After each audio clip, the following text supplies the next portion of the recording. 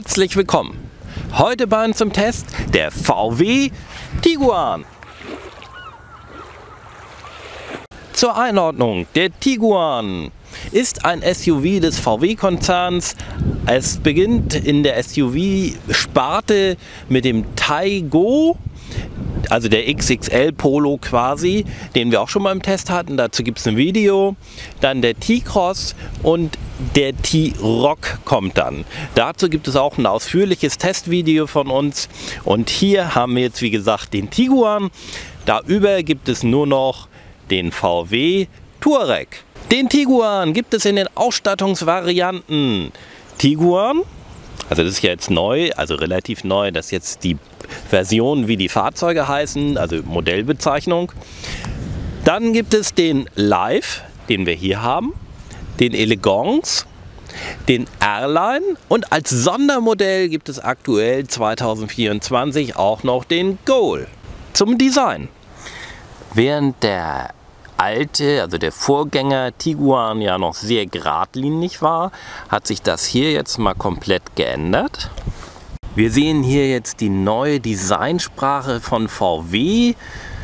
Hier die neue Heckgestaltung. Das VW-Zeichen kann man jetzt auch nicht mehr drücken, sondern der Griff ist quasi darunter. Hier sehen wir die neue Lichtsilhouette von hinten mit den 3D-Scheinwerfern. Hier nochmal die Fahrerseite. Die beleuchtete Frontpartie. Und der Tiguan hat auch keine Nebellampen mehr im Frontspoiler unten. Den Tiguan gibt es ab 38.250 € Einstiegspreis in der Basis-Ausstattungsvariante. Hier haben wir den Live, den gibt es ab 40.800 € und mit der Sonderausstattung, wie er hier steht, kostet er ungefähr 48.000 €, ein paar zerquetschte. Zur hier dargestellten Sonderausstattung gehören die LED-Plus-Scheinwerfer mit den 3D-Rückleuchten. Es ist auch das Designpaket für 630 € verbaut. Da sind diese Leisten eloxiert in Alu-Optik enthalten. Wir haben abgedunkelte Scheiben hinten. Die Türscheiben an sich sind geräuschdämmend. Weiterhin ist IQ3 verbaut, sprich alle möglichen Assistenten für 1030 €. Wenn man IQ3 wählt, dann muss man auch das neu benannte Infotainment-Paket Discover buchen für 1360 €. Für 475 € gibt es dann auch hier das Winterpaket inklusive Lenkradheizung, Sitzheizung und die Waschdüsen sind dann auch beheizt. Weiterhin ist auch noch eine Anhängerkupplung verbaut für rund 1000 €. Dann haben wir noch die Napoli-Felgen für 550 €, alles jeweils Listenpreis. Den Tiguan in der Live-Ausstattung erkennt man vorne daran, dass er hier eine Chromleiste hat. Hätte er keine, wäre es ein normaler Tiguan, und hätte er mehrere, wäre es ein Elegance, und der Airline sieht sowieso ein bisschen anders aus. Wenn ihr ein Goal sucht oder habt oder erkennen wollt, dann ist hinten links und rechts ein entsprechendes Emblem auf den Holmen. Die Motorausstattungsvarianten sind abhängig von der Ausstattungslinie. Hier beim Live gibt es insgesamt 5 Motoren zur Auswahl. Das sind unter anderem 2 Diesel, der 2,0 TDI mit 150 PS und der 2,0 TDI, aber diesmal als 4Motion, also mit Allradantrieb, der hat dann 193 PS. Dann gibt es den 1,5 E-TSI, also das heißt ein Mildhybrid. Das ist dieser hier mit einem 4-Zylinder Benzinmotor, im Prinzip dieser klassische Wald- und Wiesenmotor, den es mit 130 und 150 PS gibt. Hier hat er 130 PS und einen kleinen Elektromotor, ich meine mit 14 kW. Es gibt auch noch den 1,5 E-TSI mit 150 PS, wie gesagt, das kann man auch beim Live buchen. Darüber hinaus gibt es auch Plug-in-Hybride. Das heißt, beim Mildhybrid, kleiner Elektromotor, richtige Hybride haben halt größere Elektromotoren. Da gibt es 150 und 115 PS in Kombination Motor und Elektromotor. Das nennt sich dann E-Hybrid OPF. Also das hier ist auch ein OPF, das heißt Otto-Partikelfilter, also ein Benziner mit einem verbesserten Katalysator. Das soll dann den Zweck erfüllen, dass es weniger große giftige Abgase gibt, weil die Partikel, dadurch, dass die Einstäubung immer feiner wird, die Partikel immer kleiner, muss man oder sollte man bessere Katalysatoren entwickeln, damit die Abgaswerte sinken. Interessanterweise haben die E-Hybriden auch nur 6-Gang-Getriebe. Dieser Wagen hat einen 7-Gang DSG. Und nun wollen wir uns mal anhören, wie er sich anhört. Zum Motor. Die Haube wird wie gewohnt unten Fahrerseite Fußraum geöffnet.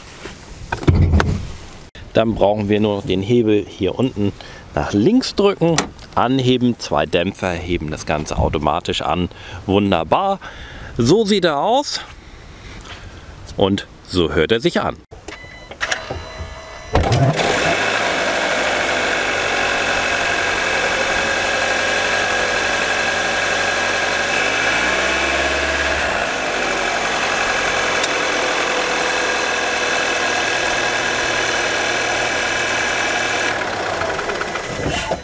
Zum Thema Dämmung.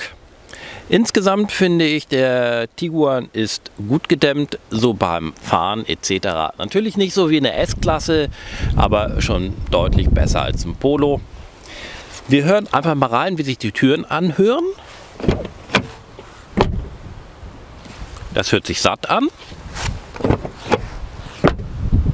Auch das hört sich sehr schön an, finde ich. Was ich noch bemerkenswert finde, ist die Schließstärke. Also es reicht schon, wenn man so die Tür zumacht. Also theoretisch kann man sogar ran drücken und auch dann ist er zu. Also ich finde, das ist eine ganz coole Sache. Und jetzt geht es nach vorne. Ja, hier ist es jetzt ein bisschen knapp. Also wie das bei den meisten Autos ist, werden diese A-Säulen natürlich immer flacher, um den Benzinverbrauch zu optimieren. Das ist auch hier der Fall. Also wie gesagt, ein- und aussteigen, hier muss man sich dann so ein bisschen runterducken. Hier im Auto selbst ist der Platz sehr gut. Hier habe ich noch eine Faust breit Platz. Und ich kann mich hier auch ganz normal hinsetzen. Das ist alles völlig in Ordnung. Die Materialanmutung ist auch schön, finde ich. Also hier sind so Nähte überall, vorne und seitlich. Die sind natürlich nicht aus Leder, sondern Kunstleder oder irgendeinem anderen künstlichen Material. Aber dennoch sieht es ganz nett aus.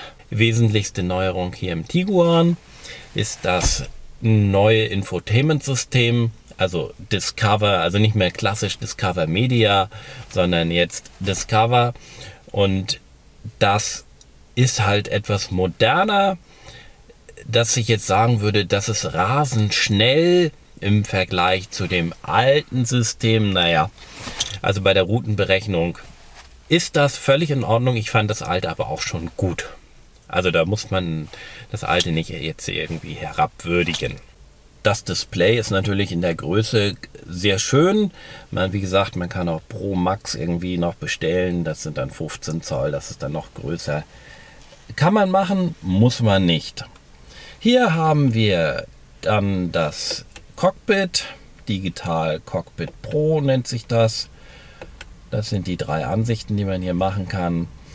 Was man vielleicht noch wissen sollte, ist, dass das Discover Media ja kein TMC oder so mehr hat oder kein TMC Pro. Ich schwenke hier nochmal rum, während ich erzähle, sondern es gibt jetzt Online-Verkehrsfunk. Das gibt es je nach Ausstattungsvariante 1 bis 3 Jahre kostenfrei und danach muss man das buchen. Ich glaube, das kostet 150 € im Jahr. Und wenn ihr jetzt zum Beispiel so einen Mietwagen habt, wie wir ihn hier haben, dann habt ihr im Wesentlichen gar keinen Verkehrsfunk, weil ihr erstmal V-Connect einrichten müsst, also einen Account haben müsst und mit dem kann man sich dann verbinden, dann hat man auch Verkehrsfunk. Aber ansonsten gibt es das so nicht. Eine gängige Alternative wäre es natürlich, das Handy zu verbinden. Das geht jetzt neuerdings auch über Wireless, also ohne Kabel. Hier unten sind zwar immer noch diese Buchsen, 2 Stück vorhanden und auch 2 Ladestationen für 2 Handys. Und hier kann man so eine Art Deckel hoch und runter klappen. Und wenn die Handys dann verbunden sind, dann kann man hier auch Google Maps, Android Auto etc. verwenden. Dann auch natürlich mit Verkehrsfunk, weil das ja ein eigenständiges System ist. Wenn das System aktiv ist, dann kann ich hier dann taucht hier oben drüben Pfeil auf. Da haben wir auch ein extra Video. Und wenn man das normale hier nutzt, dann wird es hier in der Karte deaktiviert. Also das heißt, die Zielführung, die ich jetzt hier mal konfiguriert habe, bleibt, aber die Karte wird deaktiviert, weil dann Google Maps aktiv ist und die wird hier jetzt nicht angezeigt. Das sind vielleicht so Sachen, die man wissen sollte. Die Sitze sind soweit bequem, da hatten wir jetzt also nichts zu meckern. Auch höhenverstellbare Gurte gibt es, sowie natürlich Make-up. Spiegel mit Beleuchtung. Die Ablagetaschen an den Seiten sind großzügig gestaltet, da passen auch Flaschen hin. Und das Ganze ist dann auch noch gepolstert, dass es nicht klappert. Hier noch der neue Lichtschalter. Wenn man den betätigt, mehrmals in der Mitte, dann kann man hier quasi die verschiedenen Sachen einstellen. Und hier drüben haben wir noch ein Handschuhfach. Im Übrigen haben wir auch noch ein Cockpit-Video, wo diese Sachen dann nochmal vorgestellt werden, falls ihr so eine kleine Einführung wollt. Handschuhfach ist soweit in Ordnung. Mit kleiner Beleuchtung da oben. Das ist ganz schön. Die Kopfstützen der Sitze lassen sich jetzt hier über diesen Knopf verstellen. Da einmal raufdrücken und dann kann man die hoch und runter schieben. Die wirken jetzt auch, wenn sie unten sind. Und das passt bei den meisten Menschen, also sprich von der Körpergröße, sehen die auch so ein bisschen integriert aus. Hier oben sehen wir noch den Spiegel und diverse Einstellmöglichkeiten für das Licht.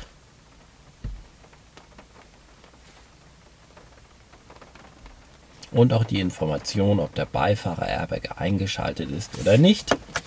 Dafür muss man einmal die Zündung betätigen und dann wird einem das hier oben angezeigt. In diesem Falle ist er on, also an. Dann gibt es hier noch einen Notrufschalter, den ich betätigen kann, wenn ich einen Notfall habe, also sprich zum Beispiel einen Unfall. Und wir haben hier noch ein Ablagefach, da kann man eine Brille reintun. Unterhalb des Lichtschalters haben wir jetzt hier auch nochmal so ein kleines Ablagefach. Da kann man so Kleinkram reintun. In der Mitte haben wir auch die Möglichkeit, nicht nur die Lautstärke hier einzustellen, sondern wenn wir einmal drücken, kann man hier auch das ambiente Licht steuern.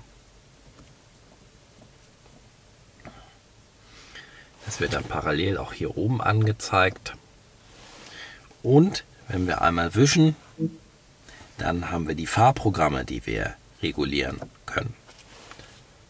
Wird auch wieder hier oben angezeigt. Hier links Start, Stopp und hier ganz normal Handbremse.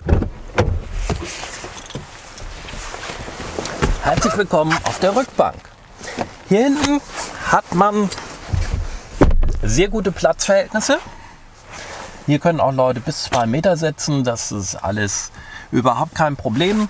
Hier vorne haben wir sie ähnlich wie beim Golf, so kleine angenähte Taschen. Naja, wenn man die wirklich nutzt, ich weiß nicht, wie die dann aussehen. Hier ist auch schon eine Naht nicht richtig eingenäht. Aber gut. Hier haben wir eine Armlehne. Hier können wir ein ganzes Fach rausziehen. Zum einen für Getränkesachen und zum anderen kann man hier natürlich in die Leiste auch noch so ein Tablet stellen. Ich gucke mal, ob ich mein Telefon dabei habe. Damit geht es wahrscheinlich auch. Genau. So könnt ihr es dann reinstellen. Also beim Telefon würde ich aber, ja, also bei sportlicher Fahrweise fällt das einfach raus. So, das muss man sagen. Hier gibt es sonst alternativ auch die Möglichkeit, das nur in der Mitte umzulegen. Die Bank lässt sich sonst 1/3, 2/3 umlegen.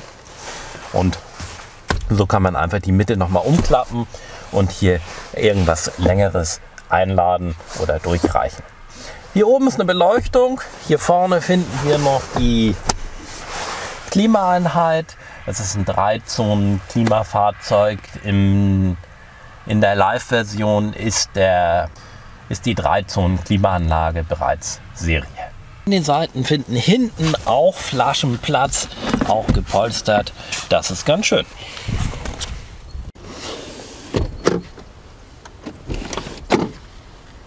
Man hat nicht nur die Möglichkeit, die Rücklehnen umzuklappen, sondern sie auch so einzurasten. Und dann gibt es hier so ein kleines Bändchen, da zieht man dann dran. Und dann kann man hier das in verschiedenen Rastern einstellen.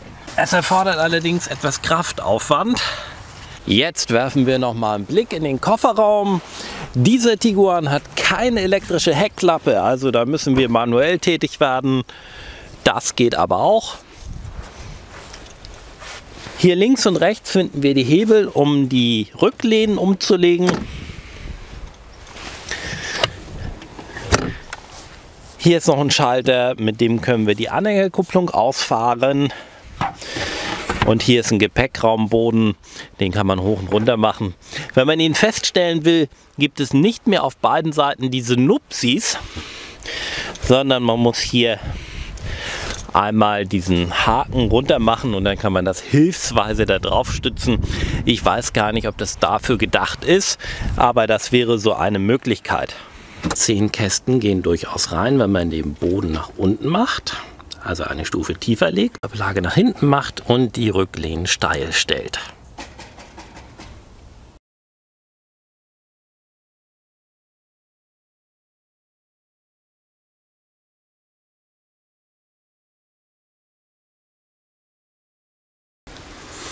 Hier nochmal der Schalter für die Anhängerkupplung. Einmal dran ziehen, nach unten schauen, ein bisschen weggehen und dann schwenkt die aus. Dann kann man die einfach so aufrichten. Die dient im Übrigen auch dazu, um das Fahrzeug oder andere Fahrzeuge abzuschleppen. Wenn das nicht vorhanden ist, kann man hier einen Abschlepphaken montieren. Hier haben wir den Ladeboden.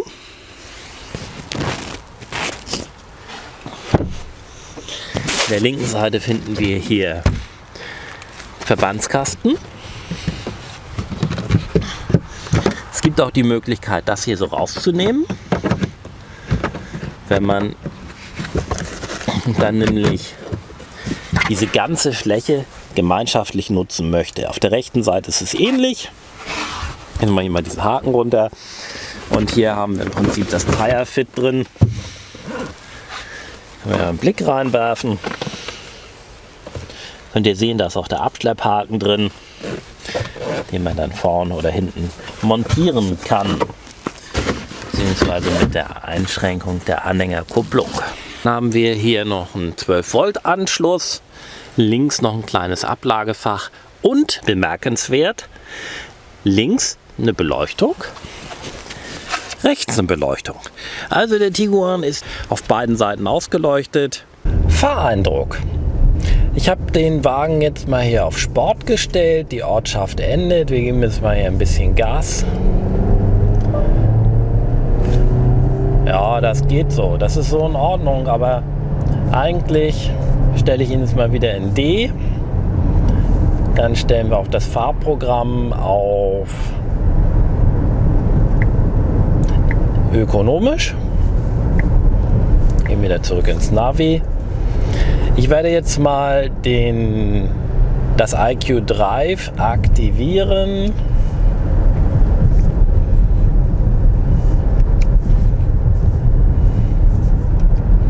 Auf 70, nee, ich mache mal 80. Ja, der Fahreindruck. Was möchte ich erzählen? Wir waren ja auf der Autobahn. Ich fand, der poltert so ein bisschen über die Hinterachse. Nicht total unauffällig, auch nicht dauernd oder so, aber auf bestimmten Streckenabschnitten hatte ich den Eindruck, der Radstand ist zu kurz und dadurch hat er irgendwie so eine gewisse Bewegung. Ich weiß nicht. Das hat so den Gesamteindruck so ein bisschen gestört. Das solltet ihr, wenn ihr euch so einen Wagen kaufen wollt, vielleicht einfach mal bei der Probefahrt darauf achten. Das ist, denke ich, nicht so, dass das langfristig extrem störend ist. Aber wenn man jetzt vielleicht empfindlich ist oder sagt, oh nee, das will ich nicht, dann sollte man sich das natürlich angucken. Der Tempomat hat jetzt gerade die Geschwindigkeit automatisch auf 70 angepasst. Er hat hier auch einen Spurassistenten, der hält uns hier so ein bisschen in der Spur, sofern er sie dann erkennt. Das kann man immer daran sehen, ob das grün ist da unten oder nicht. Wenn beide Symbole, also das Auto mit der Spur, grün ist, ist der Spurassistent, und daneben mit dem Tacho, dem Auto unter 70, das wäre jetzt die Information, dass der Assistent aktiv ist. Die Geschwindigkeitsbegrenzung endet jetzt hier gerade und er beschleunigt jetzt wieder. Aber insgesamt finde ich, das Auto ist kompaktes SUV, was soweit funktioniert.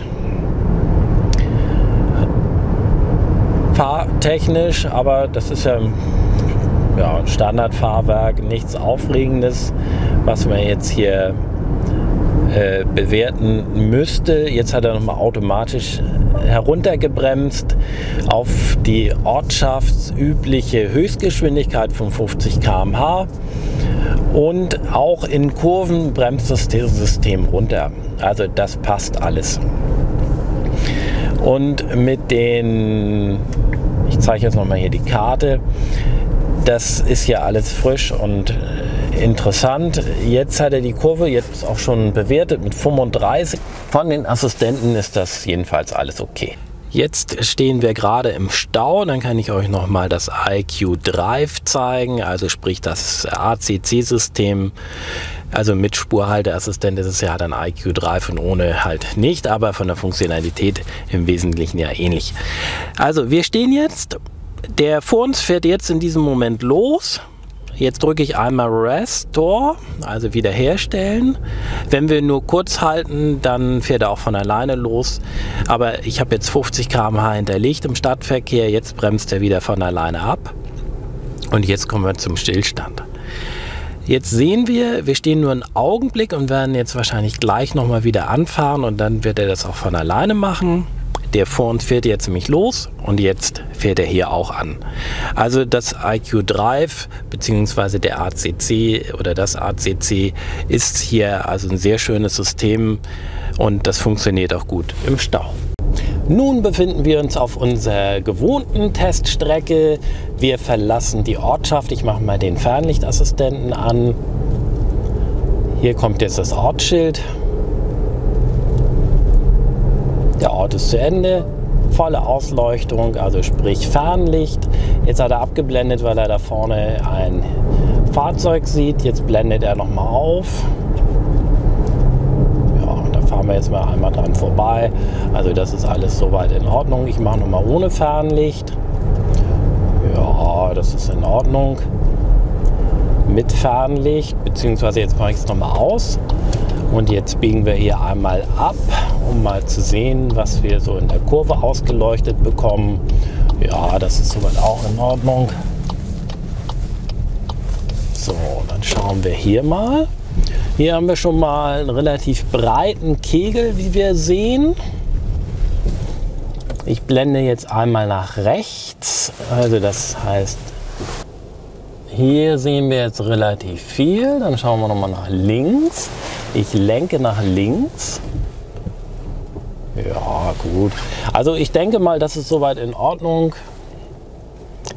Jetzt fahre ich mal zurück. Jetzt sehen wir noch mal die Rückfahrkamera. Das ist hier absolute Nacht.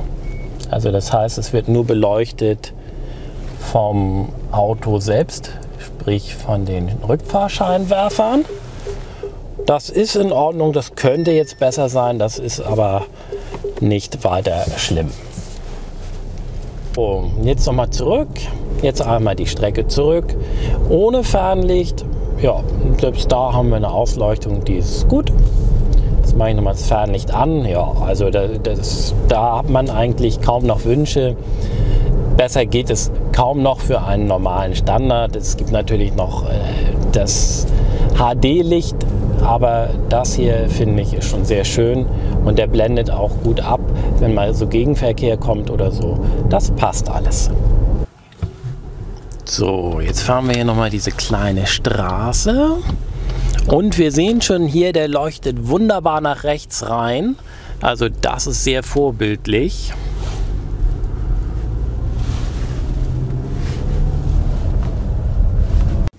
Nachleuchtzeit hinten, IQ-Light. Jetzt sehen wir, wie er langsam runter geht. Sehen wir die beleuchteten Türgriffe und das VW-Zeichen auf dem Boden. Von innen, hinten sehr gut. Vorne ebenso. So sieht die Lichtsilhouette von vorne aus. Wird jetzt gerade ein bisschen überblendet, aber ich versuche das trotzdem mal so festzuhalten. Ja, jetzt dimmt er ab. So sieht es aus, wenn man ihn startet, also sprich öffnet. Hier sehen wir jetzt nochmal von innen.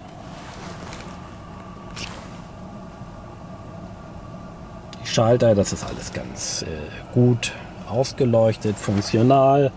Der Lichtschalter hier unten. Und hier haben wir das Cockpit, also das passt auch alles.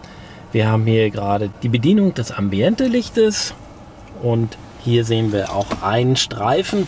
Der hat nicht dieses große Paket, so wie wir das vom VW Passat schon kennengelernt haben. Hier hinten sehen wir jetzt auch noch einen Teil. Beim Start sieht es wie folgt aus.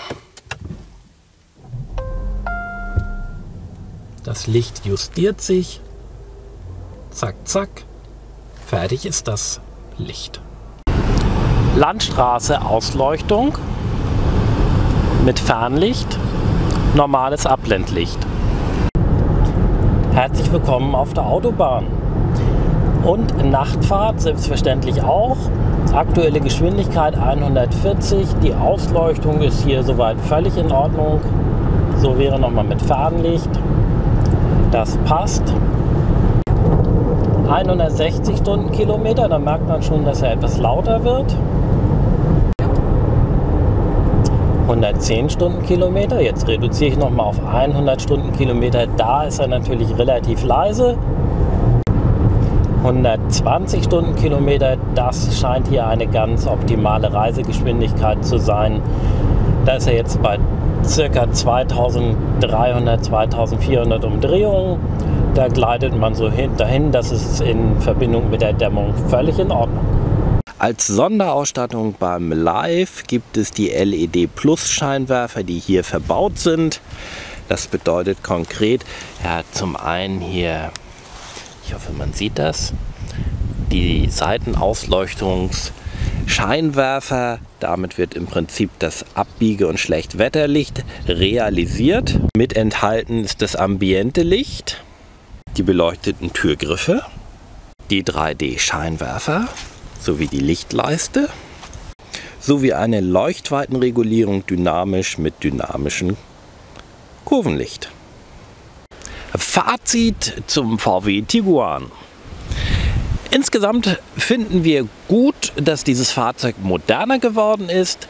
Das neue Navigationssystem, obgleich es kein TMC und TMC Pro hat, sondern nur diese Online-Variante, wirkt frisch, vielleicht auch ein bisschen aufgeräumter und einfacher zu bedienen, obgleich es natürlich auch sehr, sehr viele Funktionen gibt. Deswegen haben wir auch nochmal da ein zusätzliches Video gemacht, welches diese Funktionen alle erklärt.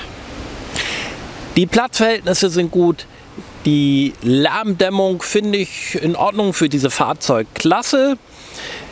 Die Bedienung des Kofferraumes bzw. die Platzverhältnisse, das ist alles in Ordnung. Was mir, was mir aufgefallen ist, halt wie gesagt, diese Naht, die hinten nicht ganz so schön vernäht ist. Eine weitere Sache, die uns noch aufgefallen ist, wenn wir das Auto öffnen.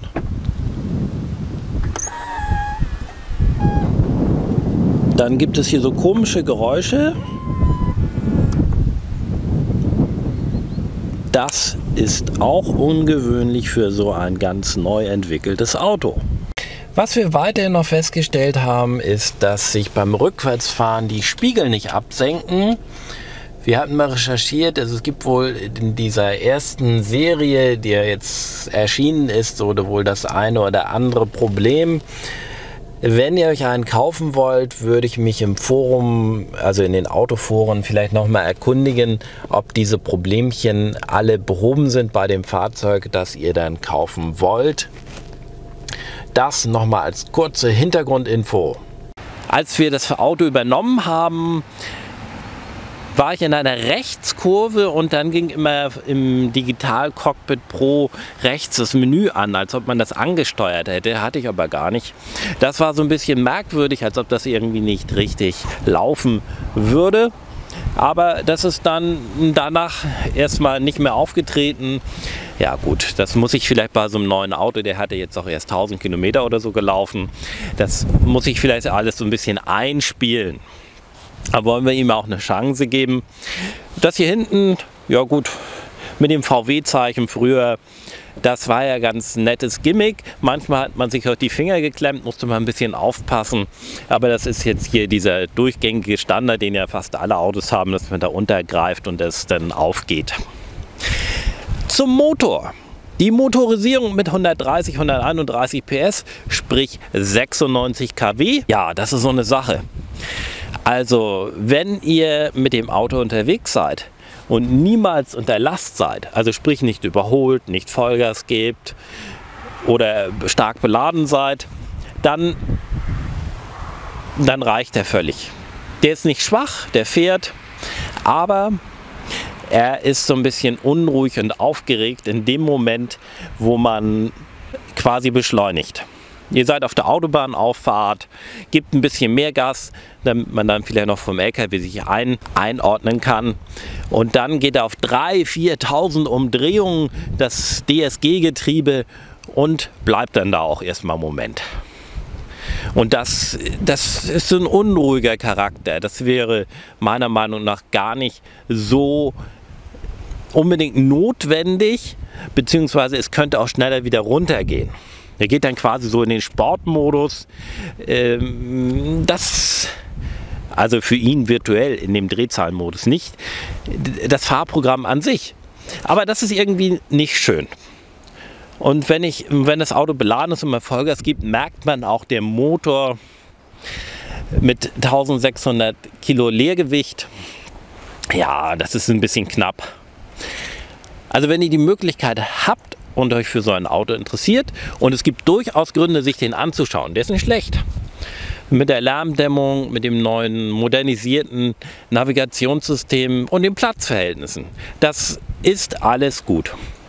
Aber wenn ihr die Möglichkeit habt, vielleicht 2 Liter TDI zu wählen oder den 150 PS Motor E-TSI, das wäre schon so eine Empfehlung, die ich raten würde.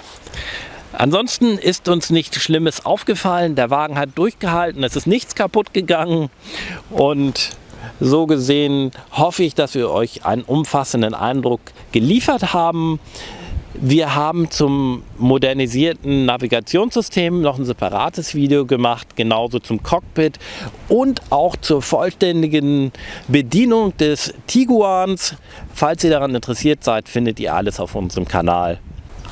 Eine Sache muss ich noch mal ansprechen. Auf der Autobahn hatte ich den Eindruck, der Radstand ist zu kurz. Ja, was bedeutet das? Ich hatte den Eindruck, der rappelte so ein bisschen über die Autobahn. Also nicht so wie so eine Limousine, die so flach lang auf der Bahn liegt, sondern so, dass er ein bisschen so hin und her ratterte. Nicht groß, nicht immer auffällig, aber manchmal war das so. Und dieses Gefühl in Kombination mit diesem manchmal unruhigen Motor und der Last hat den Gesamteindruck so ein bisschen gestört. Meine Empfehlung, wenn ihr euch für so ein Auto interessiert, und man kann sich das sehr gut anschauen, dann wäre es, fahrt entweder den 2,0 TDI Motor oder den 150 PS Motor E-TSI, oder falls ihr einen Hybrid wollt, könnt ihr euch den natürlich auch anschauen. Würde ich aber auch auf jeden Fall fahren, weil die ja auch Sechsganggetriebe jetzt haben, die echten Hybriden. Und ja, also in der Kombination würde ich das Auto Probe fahren und auch mal über die Autobahn und vielleicht auch über ein Stück, was nicht ganz so gut ist. Dann habt ihr einen persönlichen Eindruck, wie der unter Last läuft und ob ihr auch empfindet, dass das so ein leichtes Rattern ist. Also Radstand kurz und vielleicht so ein bisschen. Es hört sich schlimmer an, als es tatsächlich ist. Vielleicht sind wir da einfach ein bisschen zu sensibel, aber das wäre unsere Empfehlung an euch, wenn ihr euch so ein Auto anschaffen oder anschauen wollt. In diesem Sinne, gebt uns gern einen Daumen nach oben, wenn euch dieses Video jetzt weitergebracht hat. Wenn ihr euch für dieses Video bedanken wollt, dann abonniert gern den Kanal, dann seid ihr auch zukünftig auf dem Laufenden und wir freuen uns, euch bald wiederzusehen. Bis dahin, alles Gute!